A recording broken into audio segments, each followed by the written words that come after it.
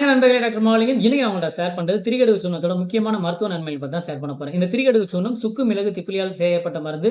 முக்கியமா நம்ம உடம்புல வாதப்பித்த கபம் எப்ப குறைந்தாலும் நோய் தான், அதிகமானாலும் நோய் தான். அப்படி மிகுதல், குறைதல் காரணமா ஏற்படக்கூடிய நோய் நிலைகளுக்கு இந்த திரிகடுகு சூர்ணம் ரொம்ப உதவியா இருக்கும். முக்கியமா வாதப்பித்த கபத்த சமநிலைப்படுத்துறதுக்கு ரொம்ப உதவியா இருக்கும். இது மட்டும் இல்ல, திரிகடுகு சூர்ணத்த சர்க்கரை நோயில நீங்க தாராளமா பயன்படுத்தலாம். சர்க்கரையின் அளவ கண்ட்ரோல்ல வச்சுக்கிறதுக்கு திரிகடுகு சூர்ணம் உதவியா இருக்குங்க. யாருக்கெல்லாம் கொலஸ்ட்ரால் அதிகமா இருக்கோ, கொலஸ்ட்ரால் குறையறதுக்கு திரிகடுகு சூர்ணம் ரொம்ப உதவியா இருக்கும்.